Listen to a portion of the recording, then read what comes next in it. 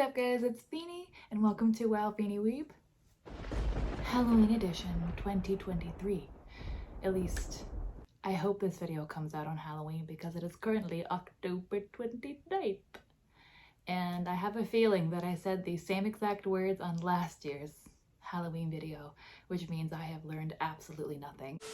Hopefully this video comes out by Halloween. It is currently October 29th. October 29th.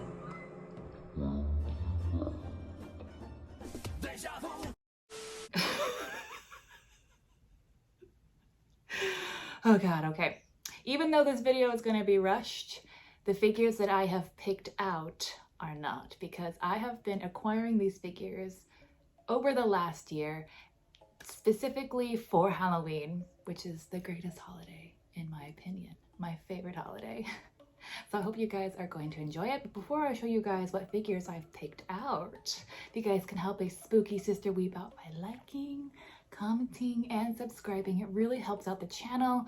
Plus, I would love to see you guys again in the future. Plus, we have a lot of fun here. I mean, I got this pumpkin from the supermarket because I bought too many spooky Oreos. And then we got my bunnies with witch hats. Like, we try here. We try. 2 days before Halloween. Okay, let's just jump into it. Whee! Y'all, I had all the best intentions to start this video like months ago, but that is just not in my nature, I guess. I cannot allow myself to have nice things and not stress out. Like last year, I was like, I'm gonna start my video in like July. Who do I think I am?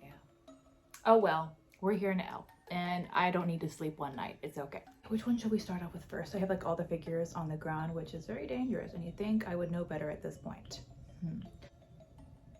Oh my god, please don't fall over. It's been so long since I have done a haul with multiple figures. I'm like, how does hold up and not break things? But we have a figure that a lot of people know of, and I think is pretty well loved in the figure collecting community, and that is Trick or Miku from Union Creative, non-scale figure, and I believe she got re-released last Halloween, I think, if not very close, which is so fitting and so perfect because there was absolutely no way I was ever going to pay her aftermarket pricing. Like, she was going for way too much money, especially for a figure this small, and especially Union Creative. Although I think this is probably one of Union Creative's best in my personal opinion. I was even able to get her on super sale because on Ami they said that there was a dent on the box, which there kind of wasn't, but okay. But I was able to get her for around 12k yen, which was well under $100 US, which is what mama loves. Like, how often can we say we can get an anime figure for under $100 these days? Ugh, bliss. The product design on her box is one of my favorites. I love all the colors, the Halloween motifs, the illustrations, the figure photography, and especially that little bat window on the top of her box. What a cute little touch. Thankfully, the assembly was painless, and even though she's non-scale on the smaller size, she still has a lot of details that are packed in. Her base has got an array of things like mushrooms and candies. They're cute, but I just wish that there was more of them. But I was pleasantly surprised to see all the small intricacies in her outfit. It's giving Halloween and cottagecore vibes, which I live for. The embroidery on the outside of her cape, as well as the underside, and her collar are a great touch. I love the details in her shoes, especially how they're falling off her feet. The patchwork on her blouse is so lovely, as well as the star buttons on the underside. The pumpkin is well sculpted, well painted. But moving up to her face, like, is that not the most adorable freaking face you have ever seen? I love the artwork in her eyes, especially the stars. And then there's even a star on her cheek. The pumpkin earrings pull the whole ensemble together, and I'm just so delighted by the highlighting on her hair. I've never had that in a figure before. Her hair is of course so epic, with the ombre from orange to teal looking fantastic, although I wish it was a little bit more vibrant like the promotional images. And to tie it all off, we have her little batwing hair ties. This is definitely one of Union Creative's best, I think, and I'm so happy to finally have her on the second release, and I'm going to enjoy her all year round and not just Halloween.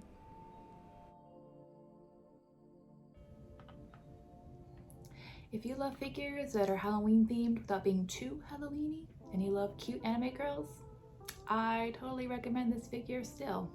I don't know her exact aftermarket pricing, but I don't think it's as bad as the first round. I recommend her if she's not unreasonably priced. And y'all, I am not even a Miku girl. Like, I don't care about VOCOLOID that way, but yet somehow, some way, I'm on my second Miku figure. She is dangerous. And I just love her so much. Oh, the pumpkin earrings, that's what does it for me. All right, next. Please don't fall over. I can't handle this right now. Okay. Oh, before I break her, next.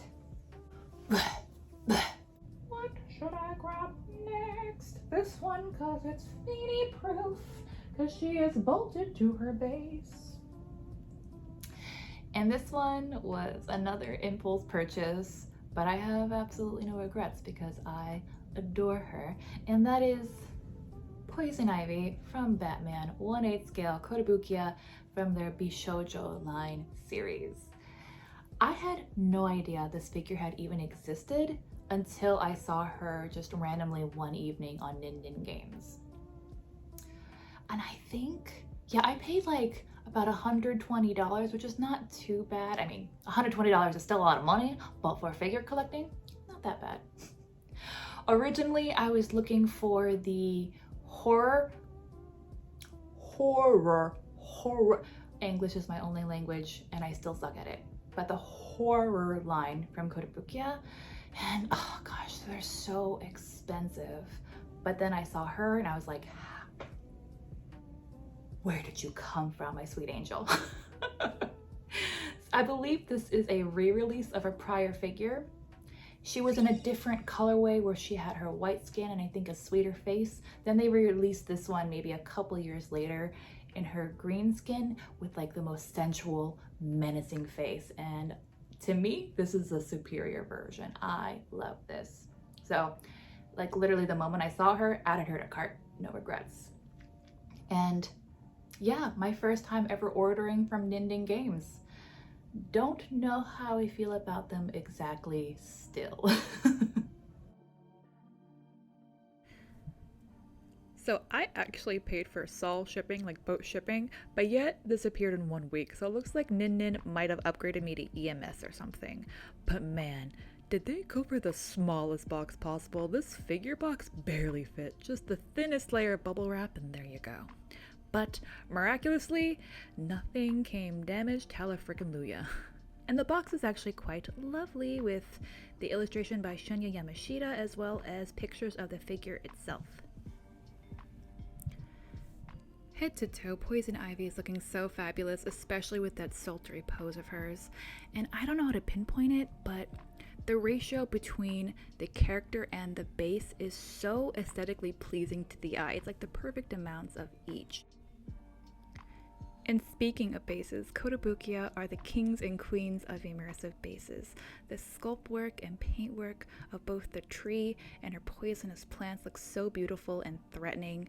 And just look at the paint job of her body and bodysuit, all the different tones of green, which looks so smooth. I especially love the dark green shade work on her bodysuit to show off her curves, as well as the foliage on her outfit. Ugh, the way the plants wrap around her is just so good. But moving up to that Yamashita style face, she is so sexy. The direction that her eyes are looking towards just makes her look so alluring, so deadly, and so perfect. That with her dark green lipstick, the gloss, and dark red eyebrows, that combination, it's peak for me. It speaks to me on a spiritual level.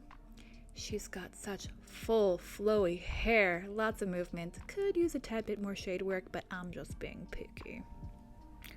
While this figure was an impulse buy, it's a reminder of how much I love the Bishoujo line, as well as how much I adore Shinya Yamashita's art style. It's like cute, sultry, and sexy, as well as having a good amount of anime and realism in his style, at least in my opinion. So, not only do I need to buy more Bishoujo figures, but I need to get the matching Harley Quinn to my Poison Ivy. She is kind of on the smaller size, even for a Bishoujo figure, but she is also so easy to move around and handle. I mean, just look at the way how she fits in my palm. This is perfect. This is bliss. Fluff myself up. Which one should I grab next? Ooh, this one. This one. This one. I came this close to not showing off in this video, but then I was like, you know what? It's a Halloween special. Maybe my story about this figure will strike fear into fellow collectors, because it is something that we never want to deal with, especially when we spend so much money on our beautiful plastic babies, and that has to do with breakage or damage to an anime figure. I'm sure all of you guys, your blood pressure is spiking right now. But I have here Miss Orangette 1/6 scale by Native, illustration by Pochi. And I am so sad because she looks striking like this already. And this is a figure that I have been wanting for years. If you have this figure, you're probably like, where's her skirt? And sadly, that is the part that is damaged. Let me grab it.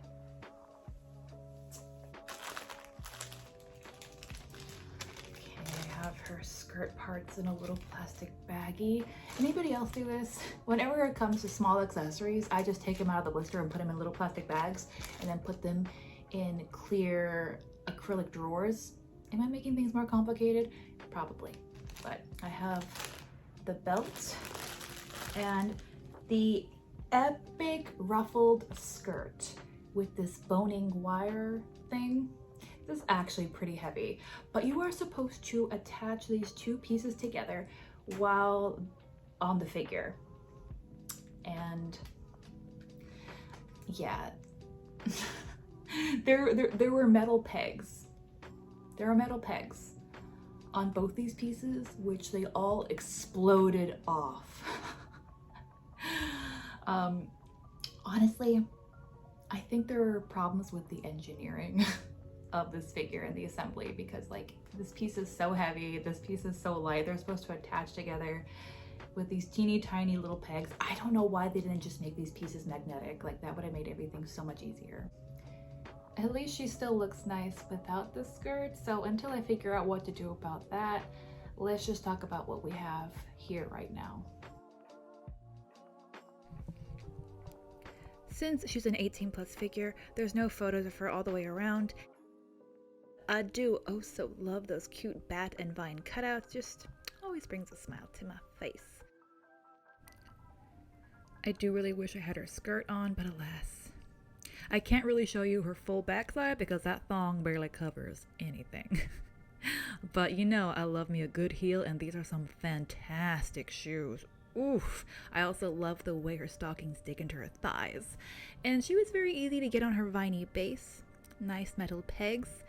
And oof, I do love that tummy tattoo. Her heart wand is so cute. It adds this magical girl element to the whole piece. The sculpture of the hair has so much movement. It looks so whimsical. And homegirl's got a body yada yada yay for days. Some attention to detail went on those curves, and I appreciate it.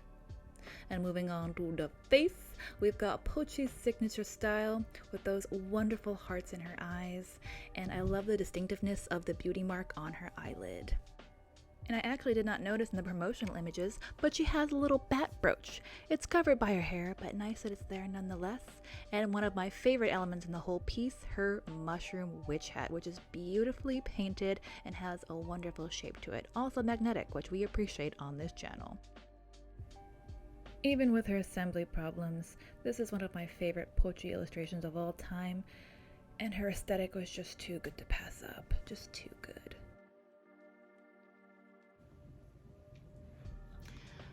God, her face is so freaking cute, and I love that hair and that booty. Oh my gosh. So if any of you guys have any advice of how maybe I could fix a skirt, or you have this figure, please let me know. I am looking at all options besides super gluing the pieces together on the figure. Like that's the last resort. That's the last resort. You are so much work, my lady. So much work. This next one is currently on my lap and I am in pain. It's another anime figure where, if need be, and hopefully it never happens, can be used as a weapon for self-defense. And that is Surtr from Arknights 1/7 scale by everyone's favorite Myethos. And please do not ask me anything about Arknights because I know nothing. I don't play the game, but I don't need to because her edginess was too good to pass up, and the spikes are hurting me. I'm not gonna do that. Oh my god.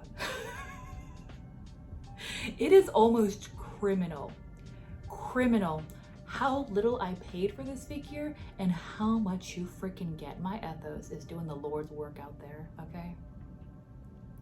All of this was about 16k yen, so around 100 US dollars. What? I mean, I saw the promotional images, but having her in person, it is just almost overwhelming how big she is and robust. Like, all of this is solid. Everything is sharp. It's just a massive piece. She comes in an intimidating, large, clear plastic box with nice images all the way around. As sleek and modern as this box looks, it's not practical since you can't collapse it whatsoever. But it's all forgiven because she's practically already assembled except for one piece, which is good for me, with great styrofoam packaging to properly protect her. And is she not the most edgy thing you have ever seen? She's bordering on the precipice of Final Fantasy and Kingdom Hearts levels, which is basically my happy place. And starting from the bottom, things are already very intense. I love the metallic silver paint finish on those spikes. The studs on her shoes are magnificent. They're just doing it for me. And the coloring of the lava. Something about it looks so yummy, even though I shouldn't think that way about lava. But the tones of orange, reds, and yellows are great. Speaking of the spikes, again, they're very sharp. I would not mess around with these or place any figures too close. Considering how affordable this figure was, I am so amazed at the sculpt work and paint work of the hands holding Surtr up. Like, Myethos did a phenomenal job replicating that of stone, the texture of it, the coloring, the shade work, moving up to her outfit, which is just my heart. All the zippers, all the leather, all the studs, and all the different tones of black to separate the pieces of her outfit is just chef's kiss. But moving to the piece of resistance, the face, which looks exactly like the promotional images. Wonderful job on her eye decals with the slit pupils and the purple irises, nice nose and mouth sculpt. Even her horns have a great paint job and beautifully sculpted hands. The hair has so much movement and obviously very vibrant red, which might be a little bit too vibrant, but at the same time is better for it to be brighter than duller. Also never noticed that little name tag on her chest. How cool is that? And like I mentioned before, I don't play Arknights, I don't know Surtr that way, but there was just too many boxes that were checked off of all my favorite things, so even though I don't know her, I am so happy to have her in my collection. I 1000% recommend her, even if you have to pay a little bit more. Like, I've seen her on the Ami pre-owned section for 20k yen, and even then I feel like she's still worth the price. It is just insane to me how much you can get for the asking price of Myethos. Although they have been raising their prices recently, still, I think she is worth paying a little bit extra if you want her. My only real complaints is just how much space she takes up, and I wish that there was a little bit more shade work in her hair because it's very red and it could have used some depth to add more definition. But otherwise, I give her 9 spooky scary skeletons out of 10. Next. So we have 2 figures left. But I consider them one because they come from the same franchise.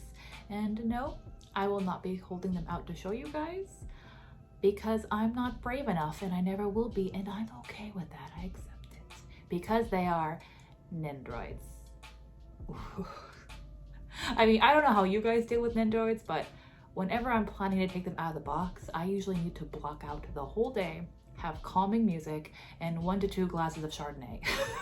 That's the only way I can get through it. Anyway, they are Akko and Sucy from Little Witch Academia by Goodsmile. And Little Witch Academia is like one of my guilty pleasures. Okay, it's that perfect combination of Harry Potter, My Little Pony, and Sailor Moon. Is it an anime with a story that's never been told before? Absolutely not. But it's like one of those comforting animes that you can have playing in the background and you don't have to think too much, but you can just enjoy the characters and the aesthetics, and sometimes that's just what you need to get through the frickin' day. Both Nendoroids came from fellow collectors from myfigurecollection.net, and I had great experiences with both of them. Sucy came from another person in the US, and they sold her to me for retail price, which is so sweet because she is not retail price anymore. And Akko came from a very kind person in Poland, and I'm a little embarrassed to admit, but I spent about $110 on Akko, which is against it's against my moral compass because I never want to pay over retail for a Nendoroid. I think they're cute, but the distress they give me, the anxiety, it never feels worth it. But this was a Nendoroid. Well, Akko's Nendoroid was one that I wanted so badly, and I thought she looked so cute. I went for it, and you know what? I'm glad that I did. Because even though I did pay aftermarket for her, a little bit above aftermarket, I feel like she came with enough accessories and things to make that price justified. Like, she is a really good Nendoroid.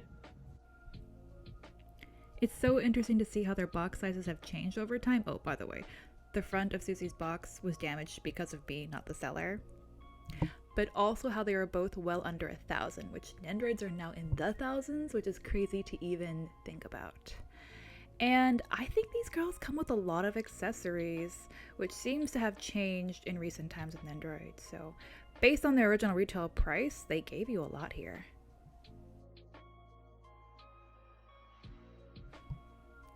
And here the girls are right outside the box, looking so precious.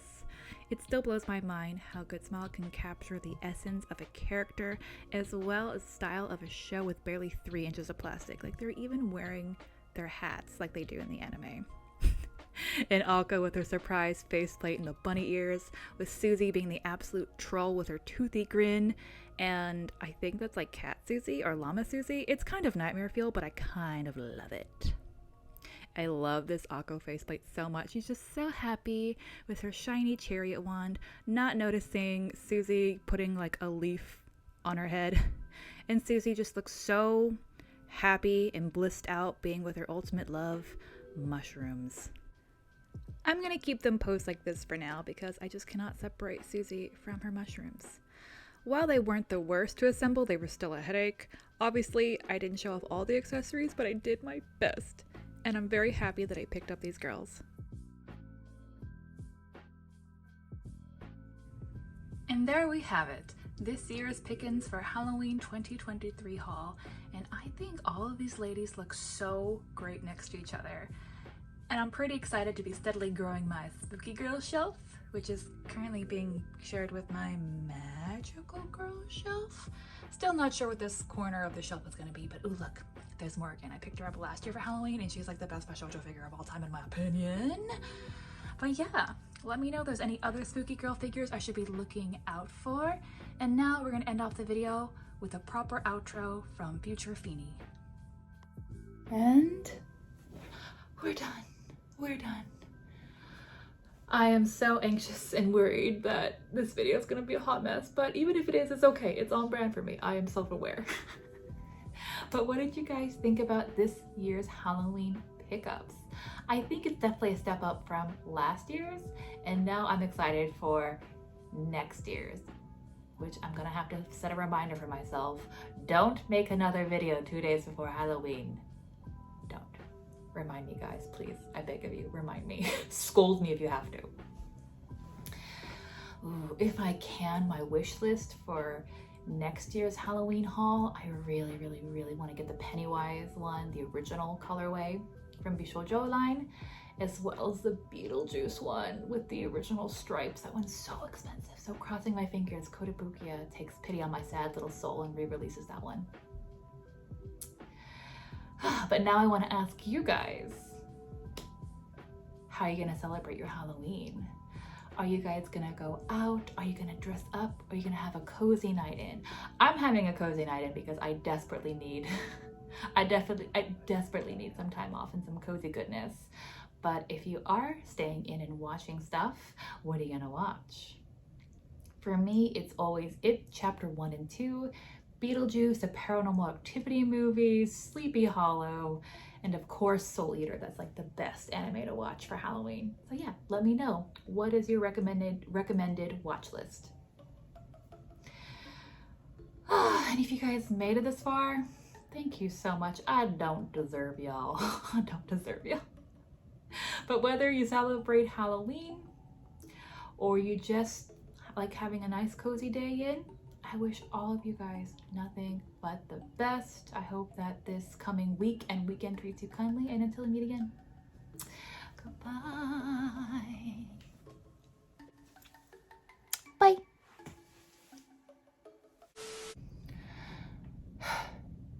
Y'all know your girl's going through it when she busts out the $15 Amazon wig.